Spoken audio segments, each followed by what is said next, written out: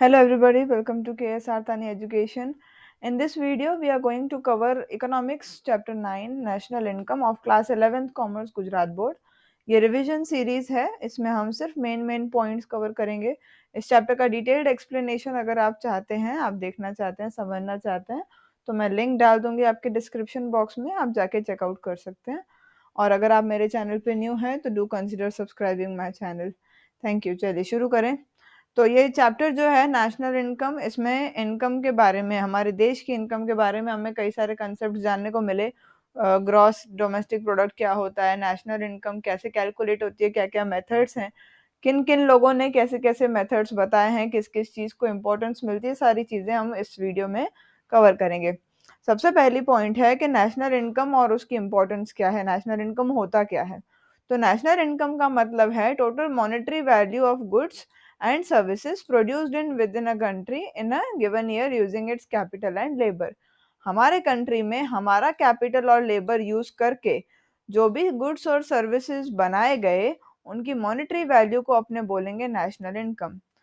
National income जो है हमारे लिए एक इकोनॉमिक इंडिकेटर है, ये बहुत इंपॉर्टेंट वर्ड है कि हम हमारे देश में कितनी तरक्की हो रही है, किस स्टेज पे हमारा कंट्री है, ये सब हमारा नेशनल इनकम रिफ्लेक्ट करता है कि एक कंट्री का इकोनॉमिक हेल्थ है कैसा, है ना, वीक है, पुअर है, स्ट्रांग है, क्या है। अगर एनआई में राइज होता है मतलब नेशनल इनकम बढ़ता है, इसका मतलब इकोनॉमिक ग्रोथ और प्रोस्पेरिटी आ रही है। और अगर स्लो ग्रोथ है या डिक्लाइन है, इसका मतलब अगर नेशनल इनकम नीचे जा रहा है या धीरे धीरे बढ़ रहा है, तो इसका मतलब उस कंट्री में इकोनॉमिक डिफिकल्टीज हैं। ठीक है, ये हम क्यों करते हैं, नेशनल इनकम हम क्यों कैलकुलेट करते हैं, क्योंकि वो इकोनॉमी किसी भी कंट्री के इकोनॉमिक प्रोस्पेरिटी को मेजर करने में हमें हेल्प करता है कि वो कंट्री इकोनॉमिकली यानी पैसों के मामले में कैसा कर रहा है। ठीक है, मूविंग ऑन। इसके चार की कंसेप्ट्स हैं, उनको एक एक करके देख लीजिए। पहला कंसेप्ट है ग्रॉस नेशनल प्रोडक्ट, जिनको हम डिटेल में आगे और करेंगे, बट फिलहाल यहाँ मीनिंग देख लेते हैं, जिसको हम बोलते हैं जीएनपी। ठीक है, जीएनपी का मतलब है उन गुड्स और सर्विसेज का मार्केट वैल्यू जो हमारे कंट्री के सिटीजन्स ने बनाया है। इसमें ओवरसीज प्रोडक्शन भी आ गया, मतलब वो सिटीजन्स हमारे देश के बाहर भी हो सकते हैं। ग्रॉस नेशनल प्रोडक्ट में जो हमारे सिटीजन्स हैं उनको हम इम्पोर्टेंस देते हैं, जबकि जो ग्रॉस डोमेस्टिक प्रोडक्ट होता है उसमें कंट्री की बाउंड्री को हम जो है अहमियत देते हैं कि कंट्री के बाउंड्री में जो भी चीजें बनी, फिर वो कोई भी बनाए, नेटिव बनाए हमारा या फॉरेन सिटीजन्स बनाए, यहाँ पर ऊपर किसको अहमता दी गई है, सिटीजन्स को। ग्रॉस नेशनल प्रोडक्ट में हमको ये ध्यान रखना है। और ग्रॉस डोमेस्टिक प्रोडक्ट में हम कंट्री की बाउंड्री पे ध्यान देते हैं, उस बाउंड्री में अंग्रेज ही आकर के क्यों ना कुछ भी बनाए, वो ग्रॉस डोमेस्टिक प्रोडक्ट में गिना जाएगा। अच्छा, इस इन दोनों को समझ लिया तो उन दोनों को समझना बड़ा इजी है कि नेट नेशनल प्रोडक्ट जो है वो होता है जीएनपी माइनस डेप्रिसिएशन। ठीक है, और नेट डोमेस्टिक प्रोडक्ट का मतलब होता है जीडीपी माइनस डेप्रिसिएशन, यानी दोनों में से जीडीपी माइनस कर दो तो नेट नेशनल प्रोडक्ट और नेट डोमेस्टिक प्रोडक्ट आपके हाथ में आ जाएंगे। चलो आगे। नेशनल इनकम की डेफिनेशंस हैं तीन, जो तीन अलग अलग लोगों ने दी हैं। सबसे पहले हैं आपके अल्फ्रेड मार्शल, वो क्या कहते हैं, उनका डेफिनेशन प्रोडक्शन बेस्ड है कि एनआई मतलब क्या, कि जो भी टैंजिबल या इनटैंजिबल गुड्स और सर्विसेज आपके कंट्री के रिसोर्सेज, कैपिटल और लेबर यानी लोगों को यूज करके बन रहा है, उसको अपने बोलेंगे नेशनल इनकम। उसकी जगह पर इरविंग फिशर हमसे बोलते हैं कंजम्पशन बेस्ड, उनका डेफिनेशन है। और ये तीन बड़े याद रखने की बात है, ये अगर आप यहीं समझ गए तो आगे चल के मेथड समझने में बड़ी इजी हो जाएगी आपके लिए। कंजम्पशन बेस्ड है इरविंग फिशर वाला जो है कि भाई एनआई जो है वो टोटल डायरेक्ट कंजम्पशन है, कितना सिटीजन्स ने खरीदा, कितना उन्होंने यूज किया, उस कंजम्पशन को कुल मिलाकर के वो बोलते हैं नेशनल इनकम। थर्ड नंबर पे आते हैं आपका एसी पाइक, वो बोल रहे हैं मनी बेस्ड, कि जो भी आपकी इनकम है, टोटल इनकम, जिसको आप मॉनेटरी बेस्ड टर्म्स में कैलकुलेट कर सकते हैं, यानी पैसों में जिसको भी आप कैलकुलेट कर सकते हैं, मनी बेस्ड जो है वो है एसी पाइक का डेफिनेशन। टोटल उसको करेंगे तो क्या मिल जाएगा, नेशनल इनकम। इसमें वो फॉरेन इनकम को भी इंक्लूड करते हैं। ठीक है, इन डेफिनेशन से चार पॉइंट निकल के आती हैं, कौन कौन सी पॉइंट्स हैं वो ध्यान दें। तो एनआई जो है एनुअली मेजर होता है, मतलब हर साल। नेशनल इनकम को हम हर साल मेजर करते हैं, इसमें हम सिर्फ और सिर्फ फाइनल प्रोडक्ट्स और सर्विसेज को ही मान देते हैं। एनआई यानी नेशनल इनकम को हम मॉनेटरी टर्म्स में गिनते हैं और इसमें डेप्रिसिएशन नहीं गिना जाता है, ये याद रखना है। और इसमें हम गुड्स और सर्विसेज जो प्रोड्यूस हुए हैं और जो कंज्यूम हुए हैं उन्हीं पे फोकस करते हैं। जो रॉ मटेरियल है, जो वर्क इन प्रोग्रेस है, उनको हम ध्यान में नहीं लेंगे। मूविंग ऑन, नेशनल इनकम और ये जो आपका नेशनल प्रोडक्ट है, इन दोनों के बीच में क्या डिफरेंस है वो देखें। तो एक सिंपल सी बात है, यहाँ पर आपने शायद चैप्टर पढ़ा हो अगर, तो आपको पता होगा कि दो टाइप की इकोनॉमीज होती है, क्लोज्ड होती है, एक ओपन होती है। तो जो क्लोज्ड होती है ना, उसमें नेशनल इनकम और नेशनल प्रोडक्ट दोनों सेम होते हैं। पहले इस पॉइंट को जो लास्ट में मैंने लिखा है उसको समझ लो कि नेशनल इनकम और नेशनल प्रोडक्ट जो है नॉन इंटरवेन्ड इकोनॉमी मतलब क्लोज्ड इकोनॉमी, जो बाहरी देशों से कोई लेना देना उसका नहीं होता, वहां पर नेशनल इनकम और नेशनल प्रोडक्ट एकदम सेम होता है। वहां पर अगर टैक्सेस और सब्सिडीज लग जाएं तो ये अलग अलग हो जाएंगे, ठीक है। टैक्सेस और सब्सिडीज क्या होते हैं? किसी भी चीज के ऊपर टैक्स लगता है, यानी चीज महंगी हो जाती है टैक्स लगने से, और सब्सिडी लगने से चीज सस्ती हो जाती है, ये याद रखिएगा। अच्छा, इनका आप डिफरेंस दोनों का देखें तो नेशनल इनकम जो है अ, इन सारे फैक्टर्स ऑफ प्रोडक्शन से, चार फैक्टर्स ऑफ प्रोडक्शन है, रिकॉल करें तो land, labour, capital and entrepreneurship. तो लैंड से क्या मिलता है हमको? रेंट मिलता है। लेबर से मिलता है वेजेस, और जो आपका कैपिटल है उससे मिलेगा इंटरेस्ट, और एंटरप्रेन्योर से मिलेगा प्रॉफिट। चार फैक्टर्स ऑफ प्रोडक्शन है, चारों से जो इनकम मिलती है उनको सम करिए, उनको प्लस करिए, तो क्या मिल जाएगा आपको? नेशनल इनकम मिल जाएगा, ठीक है। ये नेशनल इनकम की डेफिनेशन है। अदर साइड पे देखें तो नेशनल प्रोडक्ट का क्या डेफिनेशन है कि जो आपके गुड कंट्री में फाइनल गुड्स और सर्विसेज बनाए गए, वो भी एक साल में, ठीक है। अलग अलग आपकी फील्ड्स हैं, एग्रीकल्चर, इंडस्ट्री और सर्विस, इनको हम बोलते हैं प्राइमरी यानी एग्रीकल्चर, सेकेंडरी यानी इंडस्ट्री, और टर्शरी यानी सर्विसेज। इन तीनों में, तीनों को मिला करके जो फाइनल गुड्स और सर्विसेज आपके बनते हैं उनको हम सम करेंगे तो वो मिल जाएगा आपका नेशनल प्रोडक्ट, ठीक है। होपफुली समझ आ गया होगा। चलो आगे देखें, circular flow of national income. National income कैसे सर्कुलेटली फ्लो करती है? अच्छा, अभी मैंने बात की क्लोज्ड इनकम की, सॉरी क्लोज्ड इकोनॉमी की। तो क्लोज्ड इकोनॉमी में उनका कोई भी फॉरेन ट्रेड नहीं होता, ठीक है। गुड्स एंड सर्विसेज सिर्फ फैमिली और फॉर्म के बीच में गोल गोल घूमते रहता है। आपके टेक्स्ट बुक में एक सर्कुलर एक डायग्राम भी इसका दिया हुआ है, जो मैंने यहाँ इसीलिए नहीं डाला क्योंकि मुझे वो एक्सप्लेन करना था। मैंने उसकी पॉइंट्स यहाँ डाल रखी हैं। तो गुड्स और सर्विसेज फैमिली से लेके फॉर्म तक, फॉर्म से लेके फैमिली तक, ऐसे वो गोल गोल घूमेगी। फॉरेन ट्रेड यहाँ नहीं होगा, कंट्री अपने आप को खुद ही खिला रहा है, हालांकि रियल लाइफ में ये इम्पॉसिबल है। फर्म्स जो हैं गुड्स बनाते हैं, गुड्स और सर्विसेज बनाते हैं फैक्टर्स को यूज करके, और ये फैक्टर्स उनके पास कहाँ से आते हैं? फैमिलीज से आते हैं। और कौन कौन से फैक्टर्स हैं यहाँ पर? कैपिटल, लेबर और लैंड, ठीक है। फैमिलीज को इनकम मिलती है इसके बदले में, क्योंकि फैमिलीज ने अभी अभी अपन ने देखा क्या दिया था, कैपिटल, लेबर और लैंड दिया था। उसके बदले में उनको क्या मिलेगा? वेजेस, रेंट, इंटरेस्ट और प्रॉफिट मिलेगा। तो इसी से वो क्या करेंगे? चीजों को खरीदेंगे। यहाँ पर देखिए वही बात लिखी है, फैमिलीज अब क्या करेंगे? चीजों को खरीदेंगे फर्म से, और ये सर्कुलर फ्लो ऑफ इनकम जो है, और खर्चे का फ्लो, इनकम का फ्लो एक तरह से चलते ही रहेगा, ठीक है। Moving on, gross domestic product. अब ये चार जो हमारी डेफिनेशंस थी, जीडीपी, जीएनपी, एनडीपी, एनएनपी, उनको एक एक करके हम डिटेल में समझते हैं। जीडीपी का मतलब क्या है कि वो गुड्स और सर्विसेज जो एक कंट्री के बाउंड्री में बनाए गए, फिर वो भले नेशनल लोगों ने बनाए कि फॉरेनर लोगों ने बनाए, उसको अपने बोलेंगे जीडीपी। जीडीपी में सिर्फ और सिर्फ कंट्री की बाउंड्री पे ही ध्यान दिया जाता है। इसमें अब्रॉड की जो इनकम आती है वो नहीं गिनी जाती है, और इसको अपने economic progress of our country को कंपेयर करने के लिए यूज कर सकते हैं, ठीक है। नेक्स्ट है आपका वो है नेट डोमेस्टिक प्रोडक्ट यानी कि एनडीपी। एनडीपी क्या है? कंट्री में जो आपके गुड्स और सर्विसेज बने यानी कि जीडीपी जो अब अपने पढ़ा, उसमें से आपको क्या कर देना है? माइनस कर देना है डेप्रिसिएशन। यानी डेप्रिसिएशन क्या होता है? 11th स्टैंडर्ड में शायद आपको ये कम पता हो, 12th में तो बहुत पता चल जाएगा। डेप्रिसिएशन होता है आपकी जो गुड्स हैं, जैसे मशीन, बिल्डिंग, इनकी वैल्यू हर साल सेम टू सेम नहीं रहती, गिरती रहती है। तो वो जो गिरना है वैल्यू का, उसको अपने बोलेंगे डेप्रिसिएशन, और उसको हम यहाँ माइनस कर देते हैं। डेप्रिसिएशन होता है जैसे मशीन, बिल्डिंग, इक्विपमेंट में इन सबको रिप्लेस करना पड़ता है या अपडेट करना पड़ता है। ऐसा क्यों करना पड़ता है? मान लो मैंने आज कोई लैपटॉप लिया मेरे काम के लिए, तो ये लैपटॉप हमेशा नहीं चलने वाला है, कभी इसमें कोई खराबी आएगी, कभी मुझे इसको रिप्लेस करना पड़ेगा, न्यू लाना पड़ेगा, तो ये जो खर्चे हैं ना, यही डेप्रिसिएशन है, ठीक है।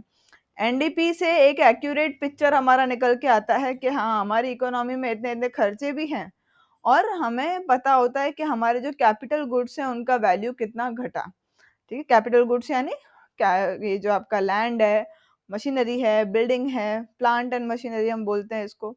इसकी सिंपल सी फॉर्मूला है NDP is equal to GDP minus depreciation. Moving on, next जो आता है वो आपका gross national product. Gross national product मतलब क्या, कि आपके कंट्री के जो सिटीजन्स हैं वो भले कहीं पर भी हो, विद इन द कंट्री हो या अब्रॉड हो, कहीं पर भी वो लोग रहते हो, उन्होंने जो आपके गुड्स एंड सर्विसेज को प्रोड्यूस किया है उसको आप कुल मिला करके बोल देंगे ग्रॉस नेशनल प्रोडक्ट, ठीक है। इसकी फॉर्मूला भी है GDP plus net net income from abroad. ये आपकी फॉर्मूला है कि GDP plus net income from abroad जो है वो आपका जीएनपी बन जाएगा। इसकी कुछ इंपॉर्टेंट पॉइंट्स हैं कि जीएनपी में जो इनकम हमारे लोग अर्न करते हैं अब्रॉड से भी, वो भी हम गिनते हैं, लेकिन हम क्या नहीं गिनते, किस चीज को हम एक्सक्लूड करते हैं, तो जो लोग फॉरेन हैं जो हमारे कंट्री में इनकम अर्न कर रहे हैं उनको हम नहीं गिनेंगे। हम इन शॉर्ट पूरी दुनिया में जहां जहां इंडियंस हैं उन्हीं की इनकम को गिनते हैं जीएनपी में, और हमारे इंडिया में अगर कोई ब्रिटिशर अर्न कर रहा है तो उसकी इनकम को हम माइनस कर देंगे।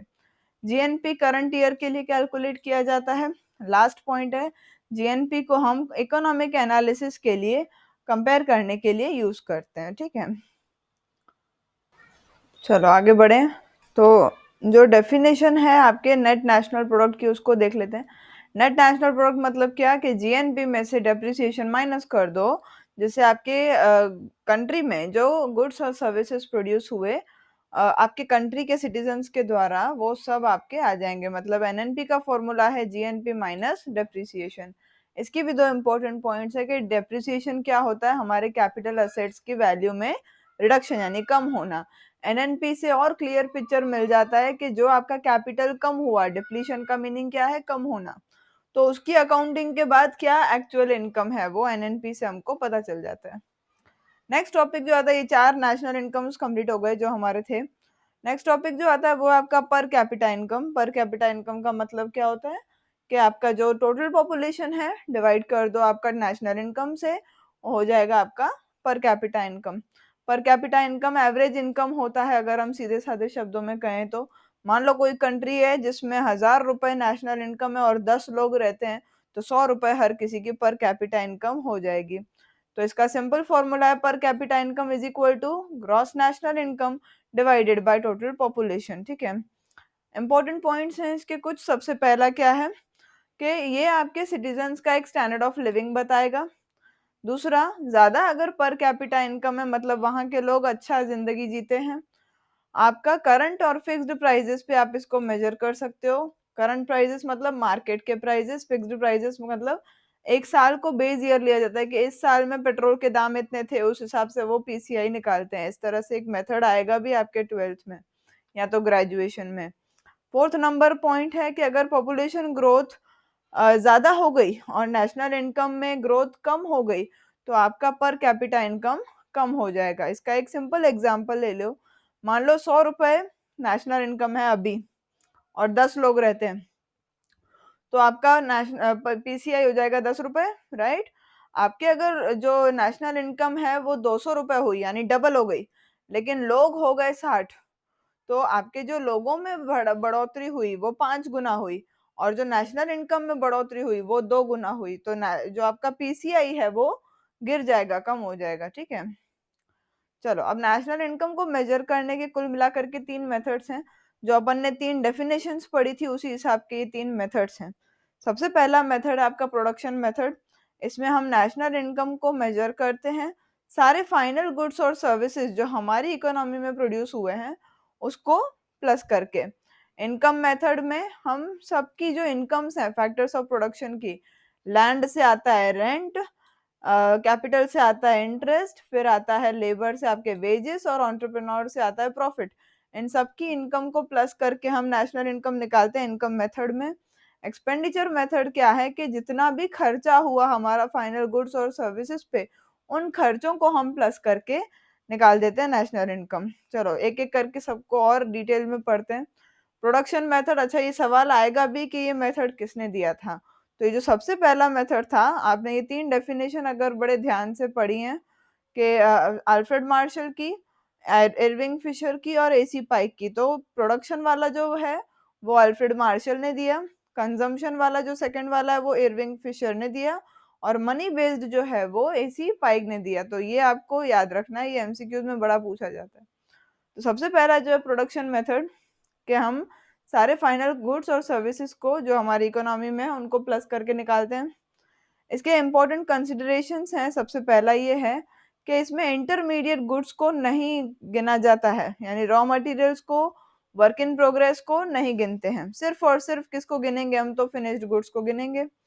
हम हाउस होल्ड सर्विसेज और सेल्फ कंज्यूम्ड गुड्स को भी नहीं गिनते हैं। House hold services for example, मैं एक हाउस वाइफ हूँ, मैं जो काम करती हूँ मेरे घर वालों के लिए, वो इनकम में नहीं गिना जाएगा।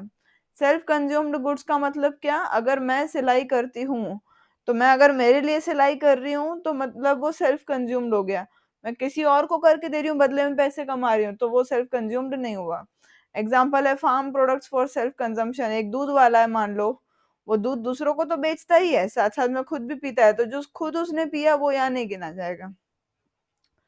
Imputed rent for owner occupied housing, यानी अगर ऐसा कोई घर है, अभी जैसे मान लो मेरा घर है, मैं यहाँ रहती हूँ, अगर मैं ये घर में ना रहती होती और मैं किसी को रेंट देती, मतलब किसी को ये भाड़े पे दे देती, तो मुझे एक भाड़ा तो मिलता ना, रेंट मिलता, उसी को अपने बोलते हैं इम्प्यूटेड रेंट।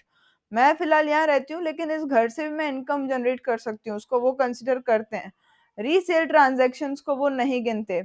मैंने मेरा घर बनाया और मैंने मान लो आप ही को बेच दिया, आपने किसी और को आगे बेच दिया, तो हम दो दो बार थोड़ी एक सेल को गिनेंगे, हम सिर्फ फर्स्ट टाइम जो मैंने आपको बेचा उसी को गिनेंगे। और लास्ट वाला वो ये है कि आप कैपिटल गुड्स का डेप्रिसिएशन माइनस कर देंगे, ये हर किसी में होगा ही होगा।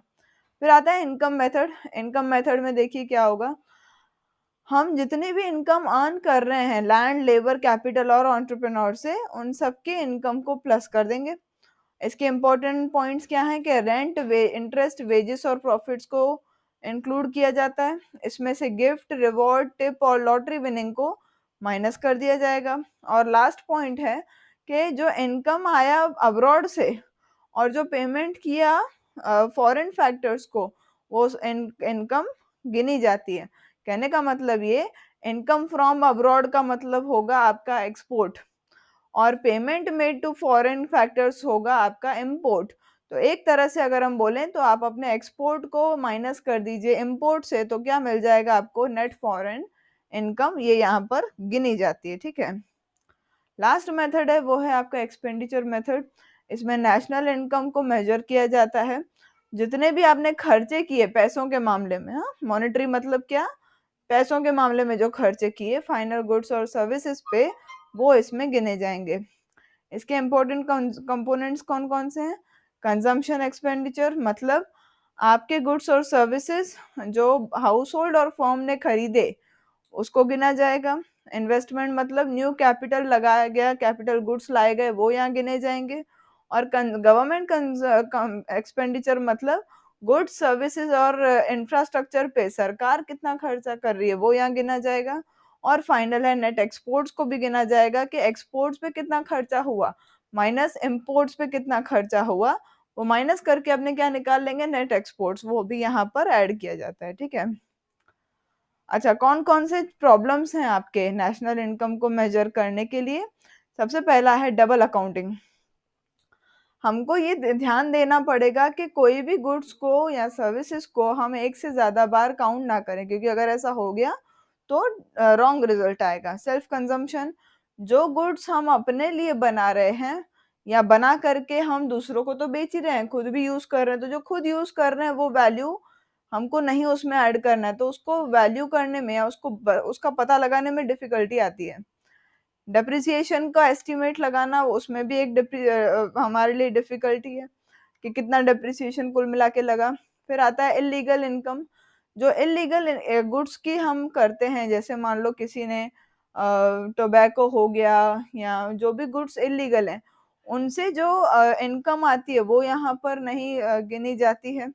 टैक्स इवेजन मतलब अनरिपोर्टेड इनकम, यानी मान लो मेरी इनकम 10 लाख है, ठीक है, और मुझे टैक्स नहीं पे करना, तो मैं सरकार को 10 के बजाय सिर्फ 5 लाख इनकम दिखाती हूँ।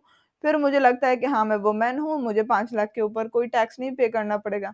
तो ये अनरिपोर्टेड इनकम मेरी बाकी की 5 लाख हुई, तो मैंने वो क्यों किया? टैक्स को अवॉइड करने के लिए। और लास्टली अकाउंटिंग में भी इश्यूज आते हैं, जैसे इलिटरेसी, स्मॉल स्केल प्रोडक्शन। कई जो ऐसी दुकानें होंगी, हजारों लाखों दुकानें होंगी इंडिया में, जो स्मॉल स्केल पे प्रोडक्शन कर रही होंगी और उनका अकाउंट्स का नामो निशान नहीं होगा। बार्टर सिस्टम था जो पहले, इन सब ने मेजरमेंट को एकदम गोल मटोल करके रखा हुआ है। फाइनली एक आता है आपका कि मॉनेटरी और रियल इनकम के बीच में क्या डिफरेंस है। मॉनेटरी इनकम में हम करंट मार्केट प्राइसेस को ध्यान में लेते हैं। ये बढ़ सकता है भले ही प्रोडक्शन सेम टू सेम हो। क्यों? क्योंकि प्राइस में इन्फ्लेशन आया, प्राइस बढ़ा, ठीक है। करंट मार्केट प्राइसेस मतलब क्या? मॉनेटरी नेशनल इनकम में हम नेशनल इनकम, यानी जैसे हमने मैंने आपको बताया ना, गुड्स एंड सर्विसेज को हम लेते हैं कि कितने बने, तो मल्टीप्लाई क्या करेंगे कि उसका कितना प्राइस है। तो जो प्राइस हम मल्टीप्लाई करेंगे उसका उसके टाइम पे, वो हम करंट मार्केट प्राइस, यानी अभी जो मार्केट में प्राइस चल रहा है उसको मल्टीप्लाई करेंगे। जबकि रियल वाले में बेस ईयर प्राइसेस को ध्यान में लिया जाता है। यानी अगर मान लो मुझे आज पता लगाना है कि मेरे कंट्री में कितने रुपए का पेट्रोल लास्ट ईयर में बिका, ठीक है, तो मान लो मेरे कंट्री में 100 लीटर बिका लास्ट ईयर में, और अभी का जो करंट प्राइस चल रहा है वो 60 रुपए है, सपोज जस्ट एन एग्जाम्पल। तो टोटल नेशनल इनकम क्या हो जाएगी? 6,000 रुपए होगी सिर्फ पेट्रोल की। लेकिन अगर मान लो मैं बेस ईयर का प्राइस गिन रही हूँ, और बेस ईयर का प्राइस 2001 का प्राइस है जो सिर्फ 10 रुपए था, तो ये क्या हो जाएगा? खाली 1,000 रुपए हो जाएगा। इसमें आपका जो ट्रू ग्रोथ है नेशनल आउटपुट का और स्टैंडर्ड ऑफ लिविंग का, वो बताया जाता है रियल नेशनल इनकम में। और ये क्यों आया कंसेप्ट रियल नेशनल इनकम का? क्योंकि इन्फ्लेशन को हमको एडजस्ट करना था, इसीलिए ये पॉइंट हमारी आई है, ठीक है। चलो, फाइनली ये वीडियो खत्म करते हैं अब हमारा। होपफुली आपका ये चैप्टर अच्छे से रिवाइज हो गया होगा। कोई भी प्रॉब्लम लगे, कोई भी डाउट हो, तो आप कमेंट सेक्शंस को यूज कर सकते हैं, कांटेक्ट कर सकते हैं, आपके पास इंफॉर्मेशन दी हुई है। Thank you so much for patient hearing. All the best to जो जिनके लोगों के एग्जाम्स हैं, बहुत अच्छे नंबर से पास होइए, अपने मम्मी पापा का नाम रोशन करिए। Thank you so much, have a good day, नमस्ते।